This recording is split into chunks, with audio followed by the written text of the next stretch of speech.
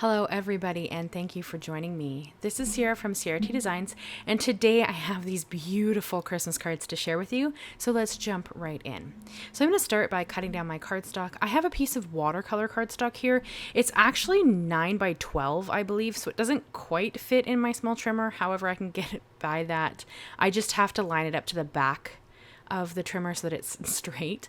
But I mean, generally you would use a larger trimmer for this. However, I like to use the one that fits better in the camera frame so you guys can see. But for this background, I'm cutting it down to be about 1/8 of an inch smaller than my A2 base. That is because I just really want a thin border all the way around. And then I'm also cutting out a 6 by 6 piece of this glitter cardstock. That is going to be for the large snowflake you saw on the front of my card front. And I just think that they're really, really pretty. So for the colored panel, I'm going to use a couple of sprays. I have 3 sprays. I'm using Peacock Feathers in the Oxide spray. I have Wilted Violet in the regular spray, like the Distress Ink spray. And then I have Wonderland in the Mica spray. So I'm using 3 different sprays because they do different things and work beautifully together. And then, of course, I am misting my cardstock with a little bit of water before I start, just because I do want a lot of movement. And I know that blue and purple will make a beautiful blend, so I'm not concerned about creating any brown or gray, anything like that. I do bring in later Broken China Spritz? Nope, it is Peacock Feathers. I brought in Peacock Feathers and Wilted Violet Spritz as well later, just to splatter on the background to add a little bit of shimmer and shine. Now, if you guys have ever watched any of my Christmas videos, which there are many now, you know I love snowflakes. I love them so much. So you will not be surprised when you see multiple snowflake videos come up throughout the Christmas creating season. So don't be shocked. If you know me, you know that that's like my favorite thing to create. So I am going to bust out more snowflake creations as we go through the month and when we get into the 12 weeks of Christmas, which of course you guys know doesn't start until about October. So you will not be surprised. However, I did bust out some older products for this. I'm using the SpellBinders, I believe it's called the Snowflake Card Creator Etched Dies. And then I also have the Snowflake Wishes Stamps and Dies. These are older. I've had them in my stash for quite a while, but I haven't used them very much. So I really wanted to use them for this because I think that they created just beautiful card designs. And I think that they're still available on Simon Says Stamp. At least they were last time I checked, just to see if, I try to use stuff you guys can purchase if you want to. However, just using any beautiful larger snowflake would be great for this design. So it's really, there's no there's no right or wrong in your creating and in your card making. So just grab out whatever you want to work with. If snowflakes aren't your jam, I'm not really sure what you could do here. If it wasn't for Christmas cards, I'd say use some beautiful leaves or something. But because I'm going for Christmas, I am going to use snowflakes. And I promise not every card design is going to have snowflakes this month, but quite a few of them will. You can't be surprised. So here's where I'm splattering on that spritz into the background. I'm kind of trying to match up the 2 colors with what they're on top of. And then I am going to bring in some white splatter. The white splatter is just because I like how that looks. You can of course skip any of the steps you don't prefer. And it will not stay brilliant white like this because the sprays are a water-based medium. It is going to take up some of that color from the background. So it's not going to stay that perfect pristine white that you see here. It is going to kind of dull down a bit.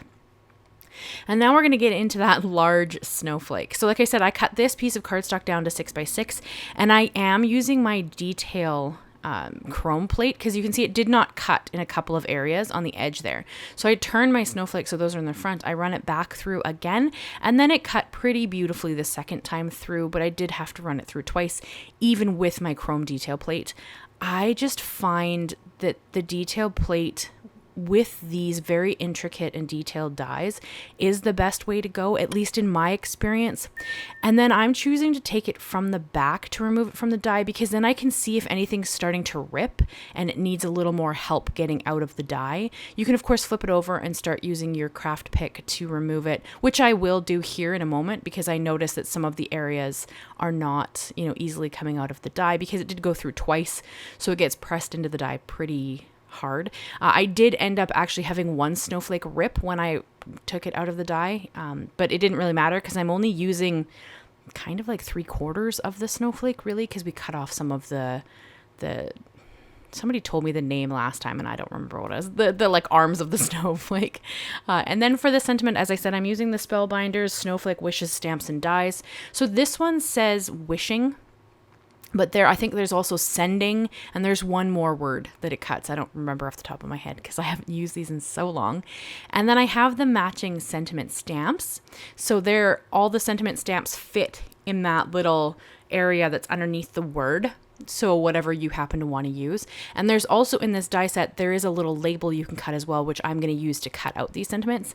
And then it fits beautifully under whatever word you've chosen. So in my case, I chose wishing. Now I stamped this out quite a few times because I didn't get a perfect impression on a couple of them. So I just kept stamping until I was happy with how they were. And then I cut them down to go in through my sidekick. You could use your big shot for this if you wanted to.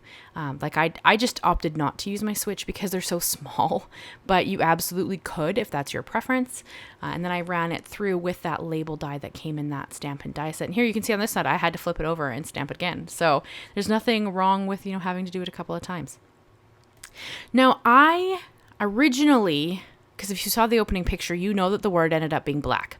That was not my intention. My intention was to have these two beautiful kind of tealy blue colors, these icy blue colors as the sentiment. So for this, to start with, I have BG11 and BG13, and that's all I intended to use to create my sentiment. So then I kind of went back over just to blend them out, and I had this really beautiful, subtle blend.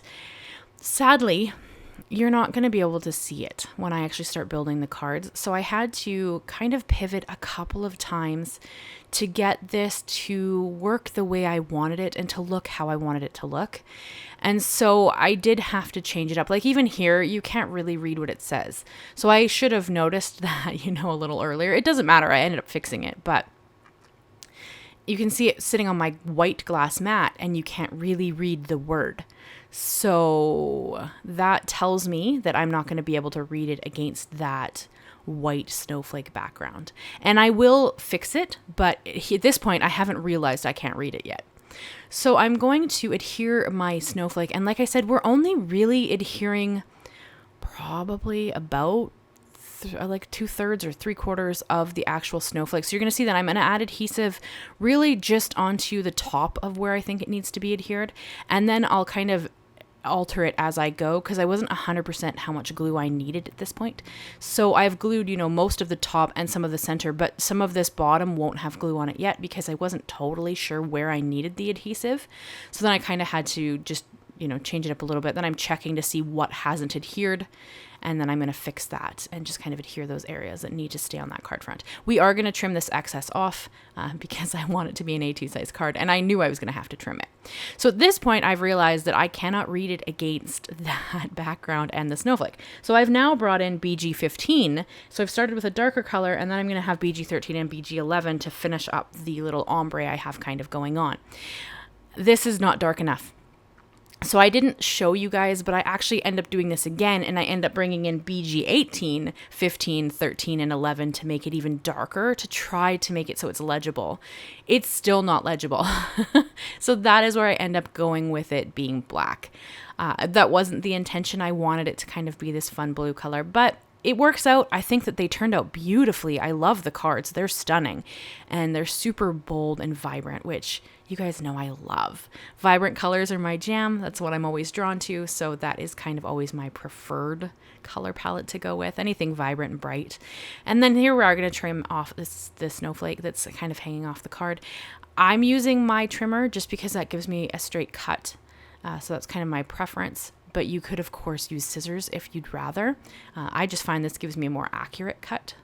So yeah, that's kind of where we're at. And then you're going to see, I'm not actually going to show you, like I said, I'm not going to show you coloring it with the next BG color, but you will see when I start coloring it black that it's gotten darker when I hold it up.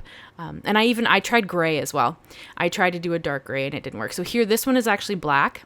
This one is with the 4 color, and it's getting more legible, but it's still not easily legible. So I opted to just color it in black and have that just be what it is, which makes it way more bold, which is fine. It just wasn't the intention of when I started this, but I think that the card still turned out stunning. It just took me a couple of, iterations to get it to where the sentiment was actually legible. But I don't know. I generally don't lean towards black on my Christmas cards because I kind of tend to try to keep them lighter. However, I do think that this card needed it almost because the background is so bold. It almost needed that black sentiment to kind of help anchor the sentiment, just to make it easier to read also. But yeah, so that's what I ended up doing to kind of, fix that. And then I went back and forth on whether I wanted the sentiment to sit in the center of the snowflake like you see on that left-hand card, or kind of down to the bottom right-hand corner like you see on the center card. And I went back and forth, and in the end I actually did both, just because I liked how that looked so much that I chose to do 1 with it in the center and then 2 with it kind of on that bottom corner. Because I can, ultimately. I mean, you could do them in 3 different places if you wanted to. This is just kind of what I ended up on in the end of this card's, but yeah, so now pretty much we're gonna just start adhering everything. So I did opt to add a little bit of clear shimmer on top of the sentiment, just because I thought that would tie it in with the shiny background and everything a little bit better.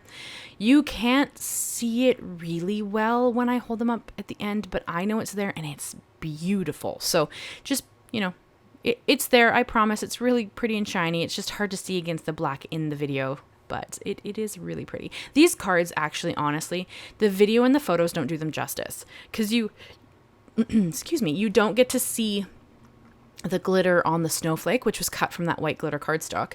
You don't really see the spritz in the background, which is also a very beautiful, shimmery, shiny color.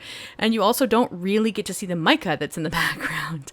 So, or the glitter that's on the wishing. So I wish that I was better at getting that to kind of show up in the imagery and stuff, but I know it's there, and you guys, I'm telling you guys it's there. So hopefully you'll be able to see it in the end of the video when I hold everything up and you kind of get a closer look.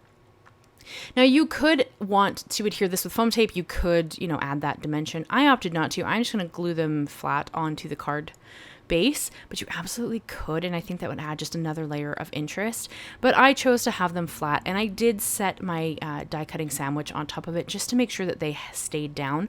The watercolor cardstock does have a slight curve to it here, you can see, so I make sure that the card panel is where I want it on the card front, and then I just used that weight of my die cutting sandwich to make sure that it adhered flat, so that I wasn't worried about it kind of trying to lift off of the card base, because it will try as the glue is drying.